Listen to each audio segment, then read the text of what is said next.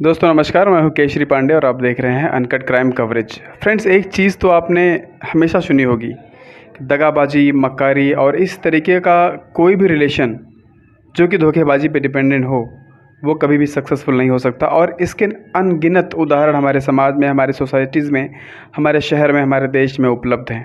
ये कोई नई चीज़ नहीं है, लेकिन फिर भी लोग ऐसा करते हैं और बार बार धोखा खाते रहते हैं।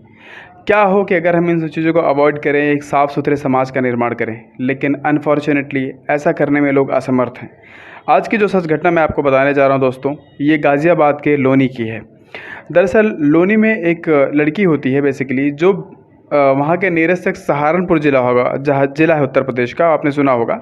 सहारनपुर की रहने वाली होती है। उसका नाम होता है प्रीति। प्रीति की शादी सन 2013 में दीपक नाम के एक लड़के से हुई थी। दीपक और प्रीति में बहुत प्यार था, सब कुछ सही चल रहा था।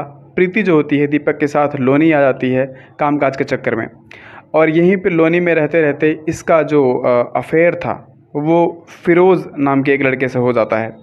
फ़िरोज़ डेली इसके घर पे आता है, इसके पीछे पड़ा रहता है, इसकी तारीफ़ करता है, इसके लिए छुप छुप के गिफ्ट लाता और इसको अपनी चिकनी चुपड़ी बातों में फंसाने की पूरी कोशिश करता। और 1 साल के पूरे प्रयत्न के बाद वो प्रीति को अपने फर्जी प्यार के जाल में फंसा लेता है। फ़िरोज़ का काम था कि वो नई दिल्ली रेलवे स्टेशन के पास एक सैलून था उसका, वो सैलून पे जाके जॉब करता था, जहाँ पे उसको 12-14 हज़ार रुपये सैलरी मिलती थी। प्रीति जब फ़िरोज़ के साथ प्यार में नहीं थी, जब वो दीपक के साथ शादी में थी, तो वो क्या करती थी, एक छोटी सी फैक्ट्री में अपने घर के पास ही नौकरी करती थी। लेकिन जब वो फ़िरोज़ के साथ भागी अपने पति को छोड़ के, अपना पति का घर छोड़ के, तो फ़िरोज़ ने उसको काम करने से मना कर दिया। फ़िरोज़ के क्लियर इंस्ट्रक्शंस थे कि अब के बाद, आज के बाद तुम सिर्फ घर पे रहोगी, तुम्हें बाहर जाने की ज़रूरत नहीं है। और प्रीति उसके प्यार में इस तरीके से गिरफ़्तार थी कि उसने फ़िरोज़ की बात को बिल्कुल सीरियसली लिया। उसने काम धाम छोड़ दिया, सिर्फ घर पे रहना शुरू कर दिया। लेकिन जब 6 महीने गुजर गए तो फ़िरोज़ का जो वाक़या था, फ़िरोज़ का जो चाल चलन था वो बदलना शुरू हो गया। वो प्रीति को इग्नोर करने लग गया, अपने सैलून पे जाता, 2-2 3-3 दिन वापस नहीं आता। और कई बार प्रीति ने उसके फ़ोन चैट में ऐसी कंडीशनल चैट्स दूसरी लड़कियों के साथ पढ़ी कि प्रीति का दिमाग ख़राब हो गया। प्रीति ने फ़िरोज़ से जानने की कोशिश की कि फ़िरोज़, तुम मुझे धोखा दे रहे हो। इन लड़कियों की जो चैट्स हैं ये वही चैट्स हैं जो एक प्रेमी एक प्रेमिका के साथ कर सकता है, यानी ऐसी चैट्स जो आम आदमी एक दूसरे से नहीं करते। ऐसी चैट्स, ऐसी बातचीत फ़ोन पे, व्हाट्सएप पे प्रीति ने पकड़ी। और इस बात को लेके फ़िरोज़ और प्रीति में ज़्यादातर टाइम पे अनबन शुरू हो गया। फ़िरोज़ की ज़िद थी कि मैं यही करूँगा, प्रीति की ज़िद थी नहीं, तुम्हारे लिए मैं अपने पति का घर बार छोड़ के आई हूँ, अपना घर छोड़ के आई हूँ, मैं तुम्हें ऐसा होने देने में कभी भी तुम्हारा सपोर्ट नहीं करूँगी। लेकिन फ़िरोज़ ठहरा ज़िद्दी। उसने अब प्रीति के सामने ही ये बोलता था कि मेरी दूसरी फ्रेंड्स हैं, और लड़कियों को अपने घर लाने शुरू कर दिया। और ये बात प्रीति को हजम नहीं होती थी। एक दिन प्रीति ने क्या नोटिस किया कि उसके घर पे जब वो आती है, न मालूम किस किस तरीके की अनकंडीशनल चीज़ें रखी हुई हैं और अलग अलग लड़कियों के नाम से गिफ्ट्स रखे हुए हैं। फ़िरोज़ की पर्स में अलग अलग लड़कियों के साथ 2-3 पासपोर्ट साइज़ के फ़ोटो रखे हुए थे। और प्रीति को कहीं ना कहीं डाउट होता है कि ये लड़का किसी और लड़की से कोर्ट मैरिज करने की तैयारी में है।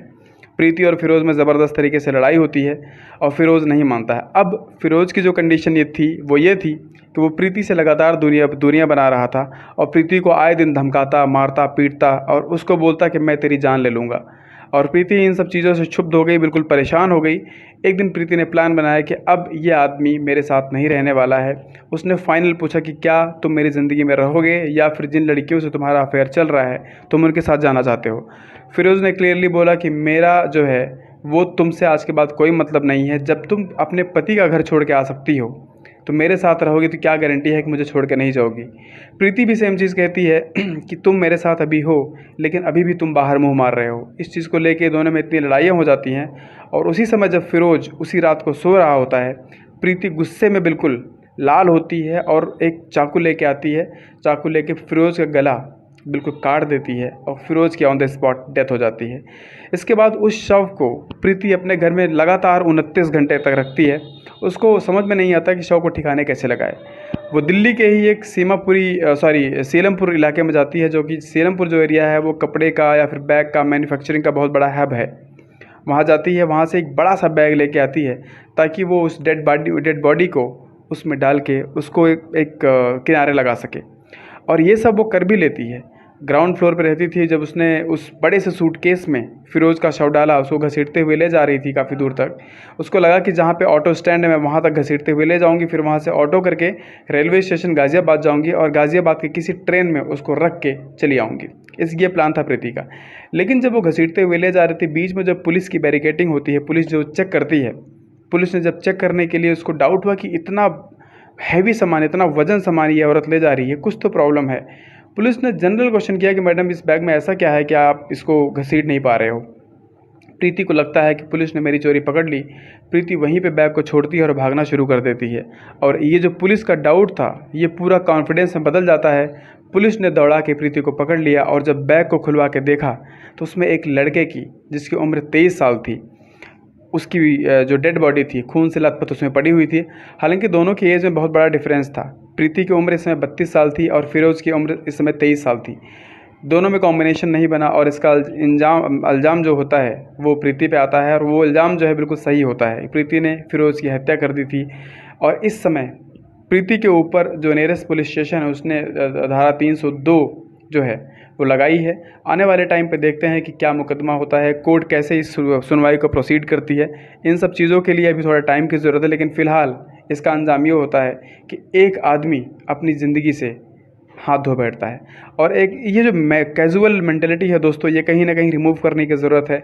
चाहे कोई भी हो, हमें लगता है कि हम एक अनकंडीशनल अफेयर में जा रहे हैं, हम एक्स्ट्रा मैरिटल अफेयर में जा रहे हैं, शादी के बाद मुझे कोई देखेगा नहीं, या फिर शादी से पहले मैं मल्टीपल लड़कियों से अफेयर्स बनाऊंगा, मुझे कोई देखेगा नहीं।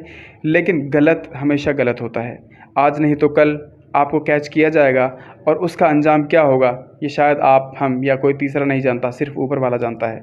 इसलिए हमेशा ऐसी चीज़ों से बचें जो आपके लिए नेगेटिव हों, ख़राब हों, समाज के लिए अनहेल्दी हों।